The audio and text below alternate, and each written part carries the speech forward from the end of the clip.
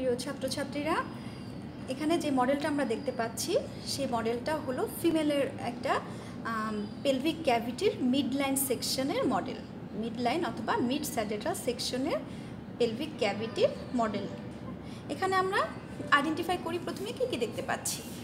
এটা হলো anterior side of the body, this one is the posterior side. কীভাবে আমরা বুঝলাম পোস্টেরিয়র?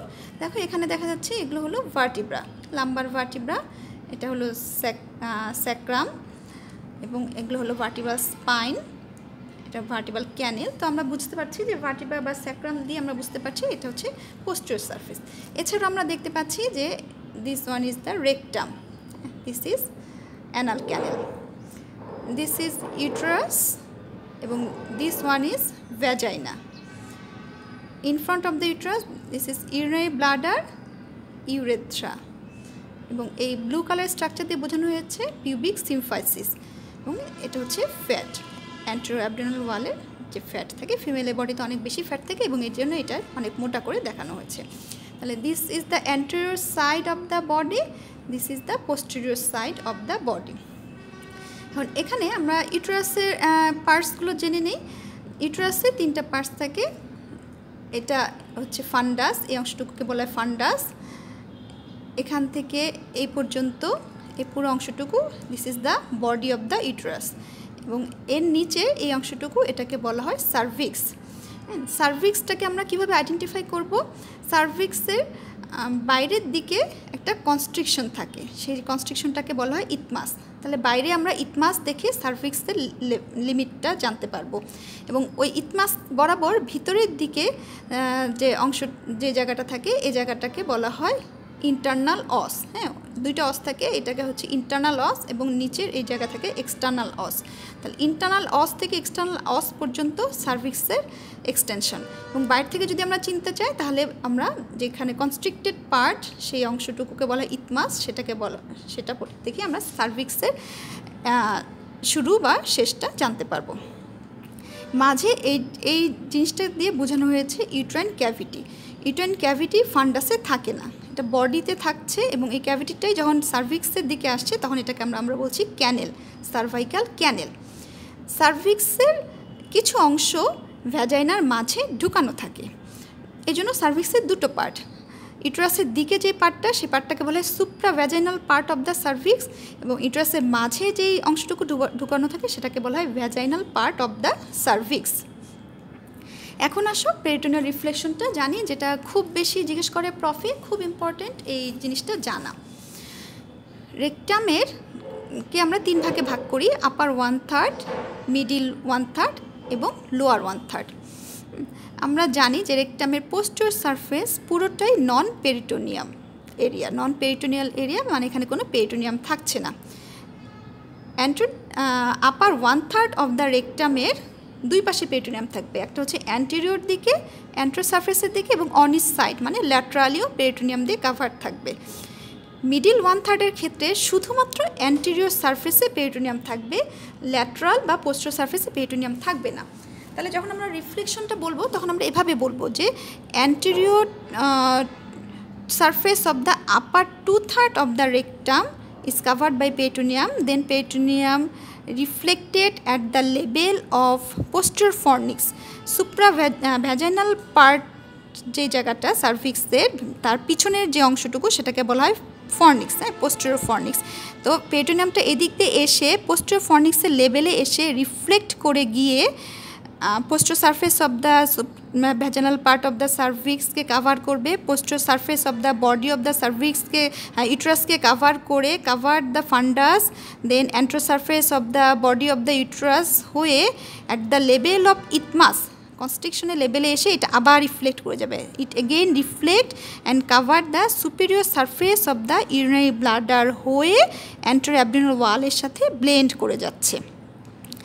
এভাবে রিফ্লেক্ট হয়ে বিভিন্ন জায়গায় রিফ্লেকশন হওয়ার কারণে এখানে কিছু পাউচ বা রিসেসের তৈরি হয়েছে। তাহলে আমরা এখানে দেখতে পাচ্ছি যে কী কী পাউচ হয়েছে। ইন বিটুইন রেকটাম এবং uterus this pouch is called recto uterine pouch. In between uterus and urinary bladder utero vesical pouch, urinary ব্লাডারকে ভেসিকেল বলা হয়, তাহলে ইউটেরোভেসিকেল পাউচ। এবং এটা ছাড়াও ইউরিনারি ব্লাডারের দুই পাশে প্যারাভেসিকেল পাউচ এবং in between urinary bladder and anterior abdominal wall this pouch is called perivesical pouch. এখন এই পাউচগুলোর লোকেশন জানাটা কেন ইম্পর্টেন্ট? কারণ হচ্ছে যে যখন আমরা ইরেক্ট পজিশনে থাকি বা দাঁড়ায় থাকি তখন এই পাউচগুলো মাঝে যে কোনো ফ্লুইড বা ব্লাড বা যে কোনো কিছু অ্যাকুমুলেট হতে পারে। মানে গ্র্যাভিটি, ফ্লুইডের নেচার হচ্ছে গ্র্যাভিটির দিকে যাওয়া, মানে উপর থেকে নিচের দিকে যাওয়া। কারণ যদি আমাদের এই পেলভিক ক্যাভিটির কোথাও কোনো অ্যাবসেস হয় তাহলে সে যে পাসটা থাকবে, কিংবা কোথাও যদি ফ্লুইড অ্যাকুমুলেশন বা ইডিমা হয়, কিংবা কোথাও কোনো কারণে রাপচার হয়ে ব্লিডিং হলো, তাহলে এই জিনিসগুলো, এই ফ্লুইডিক স্ট্রাকচারগুলো অ্যাকুমুলেট হবে এই পাউচগুলোতে। এখন এখানে ফিমেলে তো আমরা অনেকগুলো পাউচ দেখতে পাচ্ছি, এর মধ্যে মোস্ট ডিপেন্ডেন্ট পার্ট, মানে যেখানে সবার আগে ফ্লুইডটা অ্যাকুমুলেট হবে, সবচেয়ে ডিপ গর্তওয়ালা যেই পাউচটা, সেটাকে বলা হয় রেক্টো ইউট্রাইন পাউচ বা পাউচ অফ ডগলাস।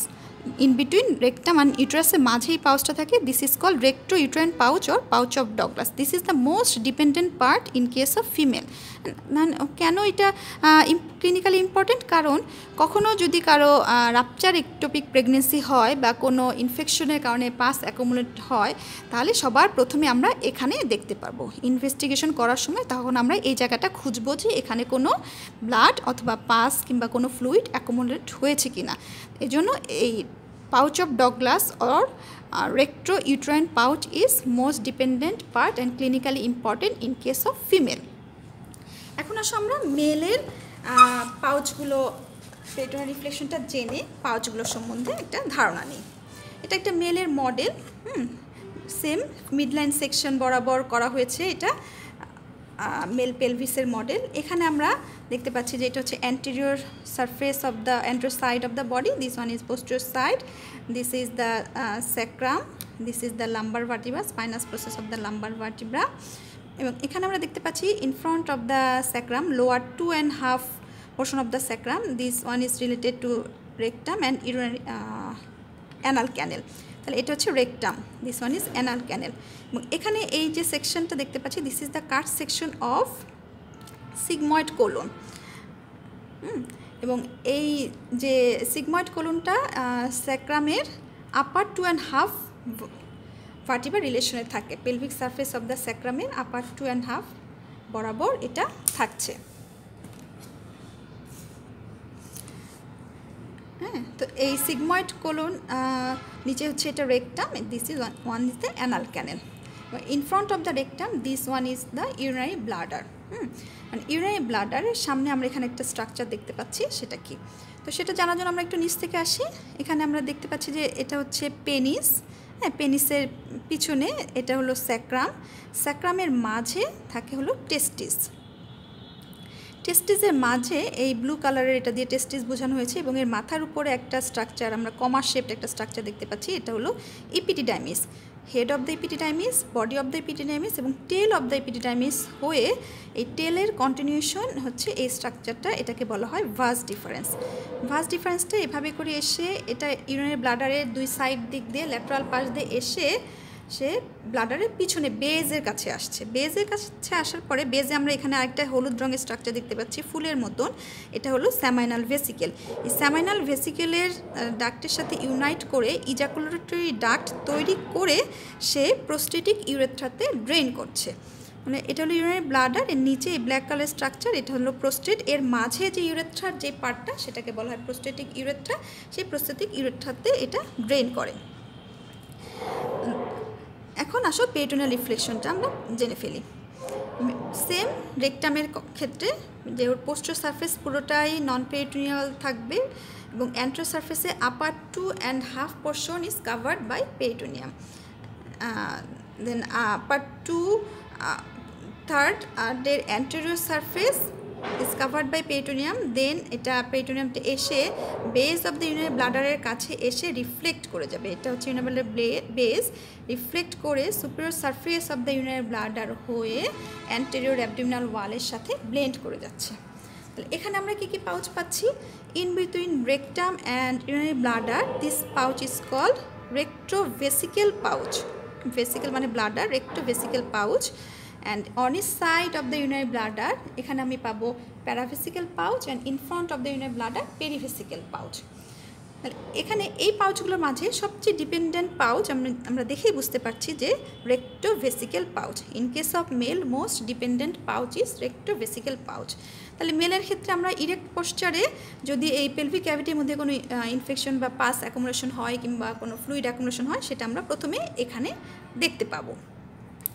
এখান থেকে আমরা আরেকটা জিনিস দেখতে পাই যে মেলের যে ইউরেথ্রার যে পার্ট, প্রোস্টেটিক ইউরেথ্রা, দেন মেমব্রেনাস ইউরেথ্রা হয়ে দেন পিনাইল ইউরেথ্রা, এভাবে করে এদিক দিয়ে বের হয়ে গেছে। এবং ইউরেথ্রাটা ইন কেস অফ মেলের ক্ষেত্রে বোথ রিপ্রোডাক্টিভ সিস্টেম এবং ইউরিনারি সিস্টেম দুটো অংশেরই পার্ট।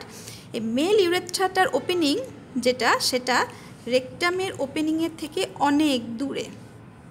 ইউরেথ্রাল ওপেনিং রেকটামের ওপেনিং থেকে অনেক দূরে, যার কারণে ইন কেস অফ মেল যেটা হয়, রেকটাম দিয়ে তো আমরা জানি যে ওয়েস্ট প্রোডাক্ট এক্সক্রিয়েট হচ্ছে আমাদের বডি থেকে, তো ওয়েস্ট প্রোডাক্টের মাঝে অনেক ইনফেকশন বা মাইক্রোঅর্গানিজম থাকতে পারে, যার কারণে ওর ইউরেথ্রার ওপেনিংটা রেকটামের থেকে অনেক দূরে হওয়ার কারণে এবং ইউরেথ্রার লেন্থ অনেক বেশি হওয়ার কারণে মেলের ক্ষেত্রে ইনফেকশনটা রেকটাম থেকে কোনোভাবেই ইউরেথ্রাতে যেতে পারে না, যার কারণে ইউটিআই বা urinary tract infection in case of মেলে খুবই কম হয়, খুবই রেয়ার, হয় না বলতে গেলে, খুব কম হয়।